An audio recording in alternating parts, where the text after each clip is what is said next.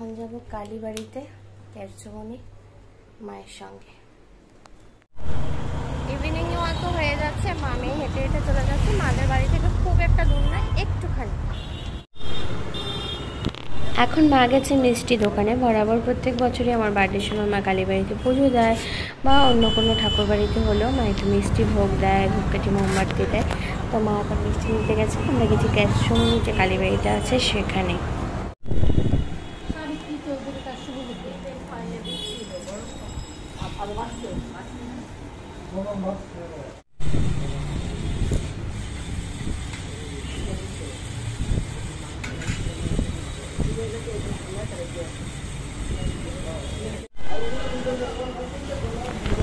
মা যখন ক্যামেরাম্যান হয়, আমার মা কখনোই বিরক্ত হয় না।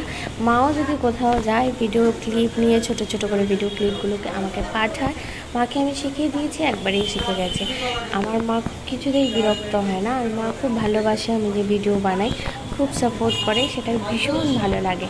তো মা আমাকে ভিডিও করে দিচ্ছিল। এখন ওয়েট করছি আরতির জন্য। আরতিটা দেখে তারপর আমরা বাড়িতে যাব। তো আরতির জন্য ওয়েট করছি, আরতি এক্ষুনি শুরু হবে। তো মা আর আমি ওয়েট করছি, বসে আছি। তো এর মাঝখানে ভাবলাম ঠাকুরকে ধূপকাঠি মোমবাতি যেগুলো নিয়েছি সেগুলো মা আর আমি মিলে ধরিয়ে দিই। তো মা বলছে তুই দিয়ে, আমি ভাবলাম যে না তুমিও দাও। তো আমি আর মা দুজনে মিলেই করলাম আর সেটা। আর খুব ভালো লাগে যখন মাঝে মধ্যে ঠাকুর বাড়িতে আসার, প্রত্যেক দিন তো আসা হয়।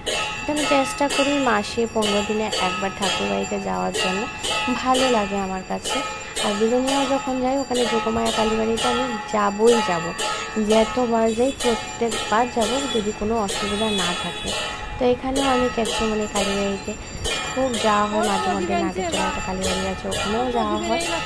তো মাঝে মধ্যে এখানে যাওয়া হয়। তো আমি যেখানেই যাই ওখানে কোনো কালীবাড়িতে, যেখানে যে কালীবাড়ি পাই। তো এখন এখানে আরতি শুরু হয়ে গেছে।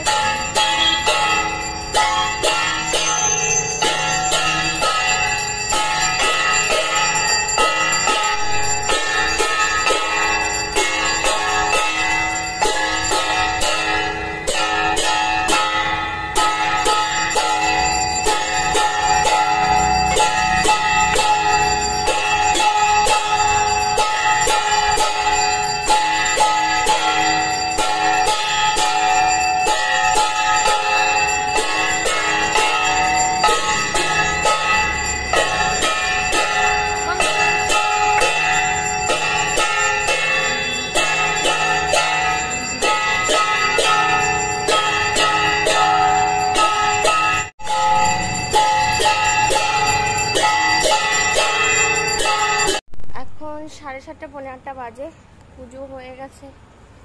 আবার আরতি টারতি সব দেখে এখন বাড়ির দিকে যাচ্ছি। এতটা গরম, এতটা গরম, এতটা গরম, অন্তত ফলে এখন রওনা দিচ্ছি। প্রচুর গরম পড়ছে।